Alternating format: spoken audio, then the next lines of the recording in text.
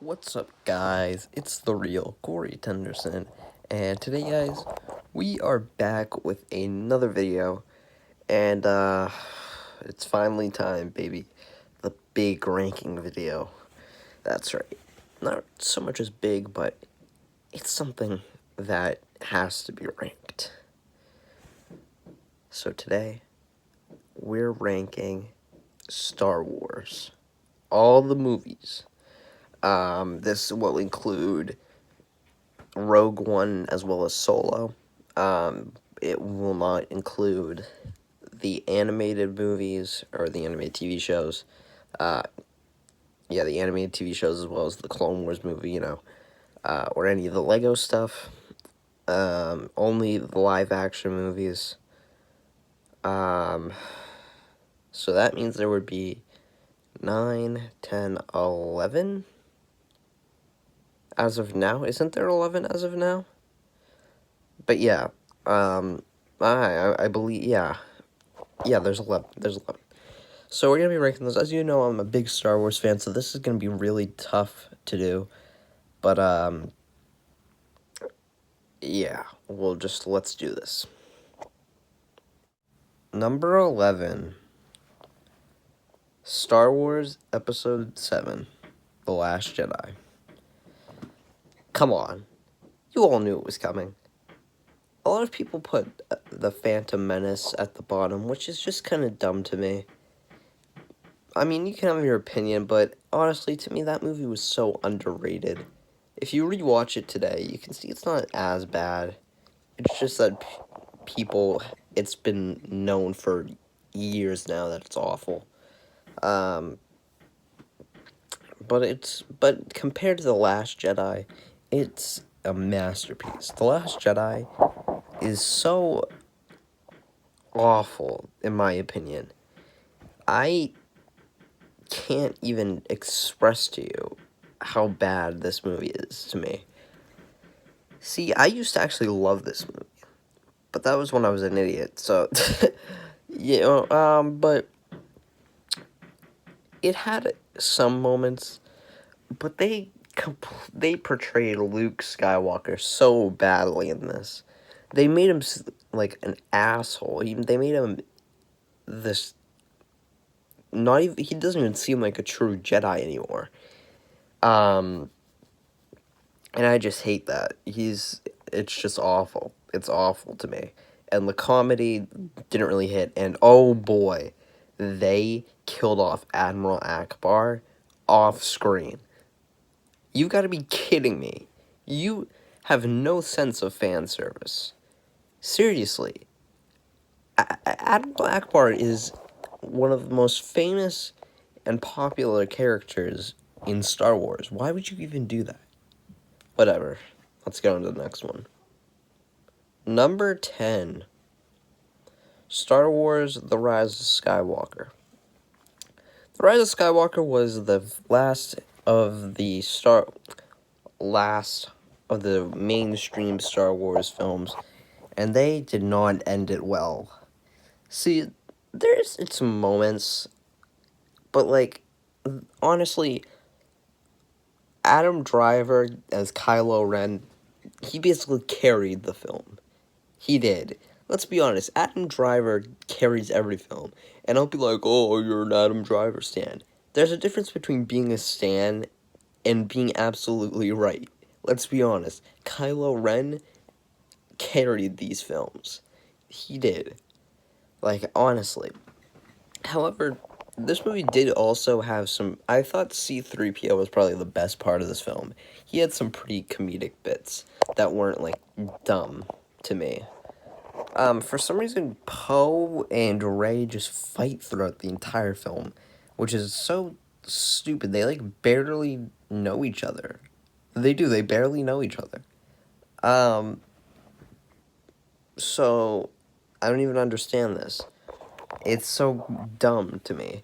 And the ending, don't even get me started on that. Really? I'm Rey Skywalker. Dude, I mean, I understand. I understand you're trying to make that your name, but here's the thing. That's just so dumb. You are not a Skywalker. You may be a Jedi, and you may have been trained by Luke Skywalker. That doesn't make you a Skywalker. Throughout the entire film, she's trying to figure out who she is. She's trying to define who she is.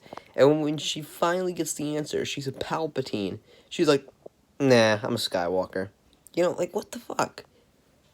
Um, so yeah. I don't know, it just... And the whole thing with Palpatine coming back, there was so many inconsistencies. Like, that whole thing with the blade. Like, what the hell? All those ruins of the second Death Star, those could have eroded or sunk into the ocean over those amount of years.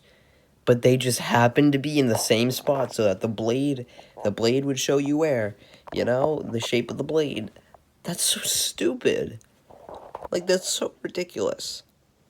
Whatever.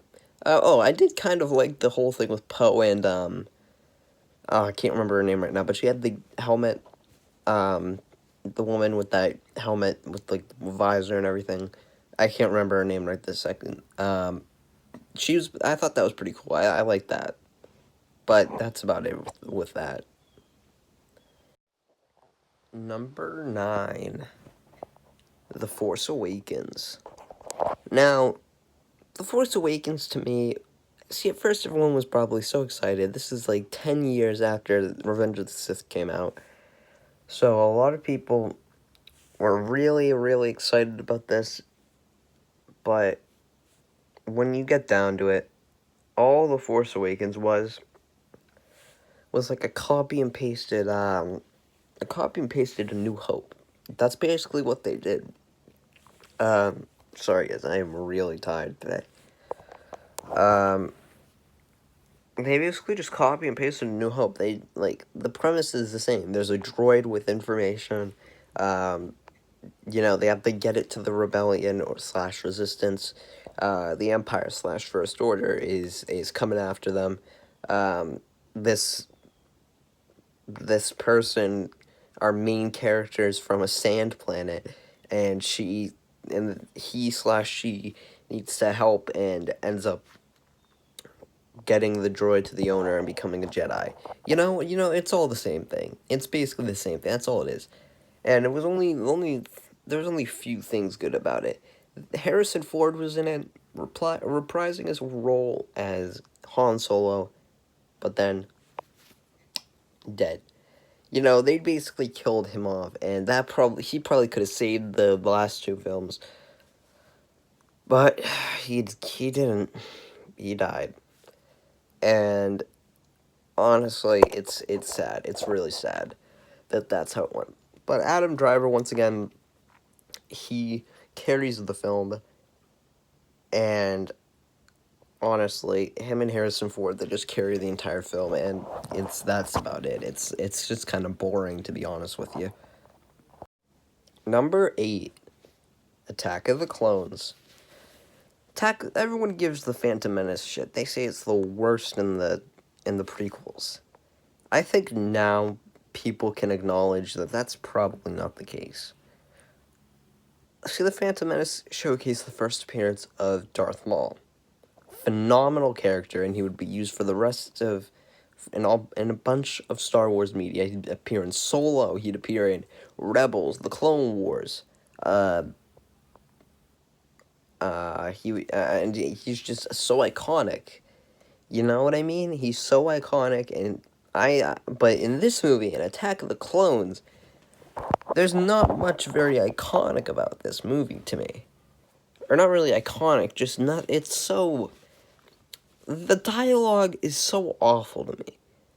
Young Boba Fett was such a, you'd think seeing a young Boba Fett with his father would be cool to me. It's not. Boba Fett in that is so bad. And he continues being that bad in the Clone Wars. Like, young Boba Fett is so awful of a character. And to be honest, the best part of that film was probably that whole thing on Geonosis. That was probably the best part. But the thing is, that movie doesn't... See, the first movie didn't have that good of CGI, but this movie seems to somehow do it worse. I don't know. I just don't really like it. I mean, I can enjoy it, but it's not my favorite. Number 7, Solo: A Star Wars Story.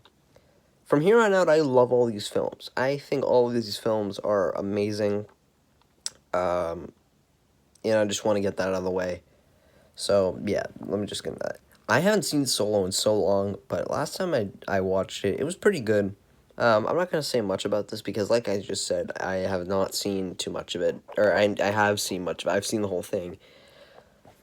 But it's been a while. From what I can recall, there was that amazing train sequence. They killed off all these characters that you thought would be with you throughout the entire film. Which was so startling to me, but they did it right. Um, there was that whole thing with Darth Maul. I thought that was pretty cool. Um, and yeah, it's just pretty good. Um, I can't really say too much more about it. That's about it. It's just pretty good. Number 6, A New Hope. Corey, are you? You're fucking with me, Corey, right? You're fucking crazy in the head, right, Corey? I'll kill your family. No. See, the thing is, like I just said, I think all these films are great. I think A New Hope is a little overrated. It's great, it's amazing, but people act as though, or not act, people, a lot of people, if you really do enjoy this, that's fine, but I feel like it's a little overrated to me. A lot of people put this above Return of the Jedi, which is kind of weird to me. I thought Return of the Jedi was so much more action-packed. And I think people put it just because it was the original, it was the first Star Wars. But the thing is, to me, it's boring. The movie bores me a lot. If I watch that movie, it'll bore me. I will get bored. Because it's not very action-packed. And, I don't know, I just don't think it's as interesting. But it is pretty good. It is the first Star Wars, so I kind of gotta give it credit for that. So, number 5, The Phantom Menace. Finally got to The Phantom Menace. The Phantom Menace is so underrated. Unlike with A New Hope, it's the exact opposite. It's so underrated. It was the first of the prequels. I thought it did as best as it could. And, I mean, it wasn't too great as it could have been better, but, I mean, I thought it was pretty decent. Qui-Gon Jinn, amazing character that they added in. Darth Maul, amazing character that they added in. That amazing fight, that amazing duel sequence with the music, that iconic music, probably what I would consider the best Star Wars music of all time, if you ask me. And I just think it's so amazing, and I love it. Obviously, there's the whole thing with Jar Jar Binks. I don't even think Jar Jar Binks is the worst part of that, to be honest. He's not great, but I think the worst is probably just child Anakin. I think there was far worse characters and dialogue and stuff that wasn't from Jar Jar Binks. He was meant to be a bad character, let's be honest here. But, I mean, and I thought it made Star Wars way more action-packed. The OG films, let's be honest, the duels were not really that action-y. They were kind of slow. They're very slow-paced. But, yeah. Number 4. Episode 5. That's right. I'm so sorry to all you fans of The Empire Strikes Back. I know. You're probably thinking, Corey, how can you not rank that as the number 1? I'm gonna kill your family with an AR-15. Corey, you're stupid. Listen, this film is really great. However, all the hype for it really doesn't... I don't really get that. All that hype. It's good. It's great, but I don't think it's the best Star Wars movie, in my opinion. There was the whole I am your father and everything.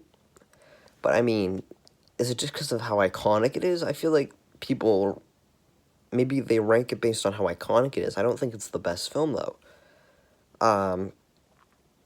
the whole thing with Hoth was pretty good. The whole thing with Cloud City and and all that.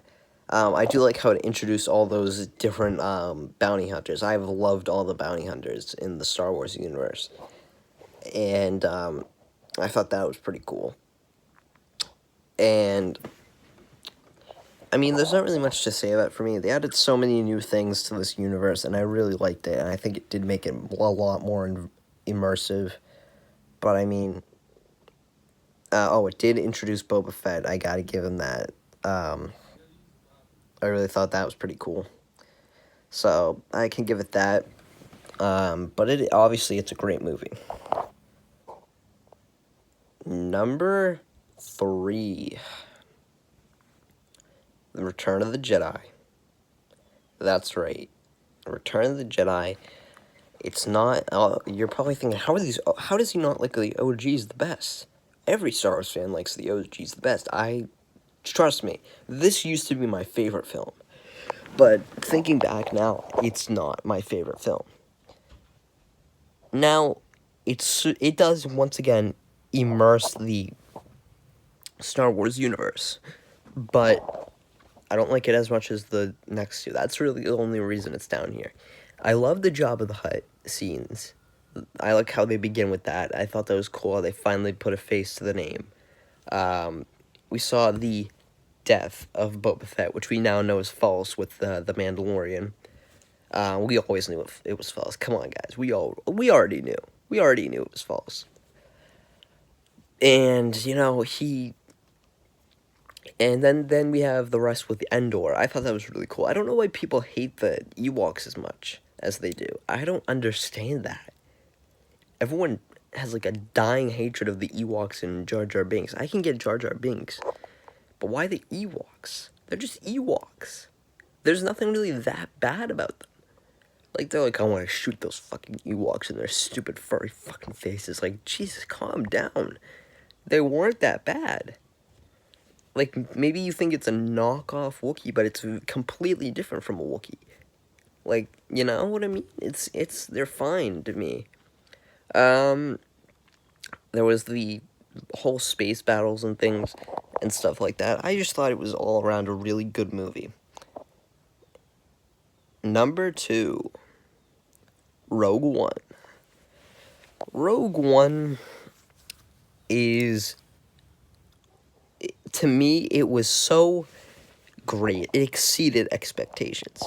This story gave us the origin of how these plans ended up in Leia's hands in the first place.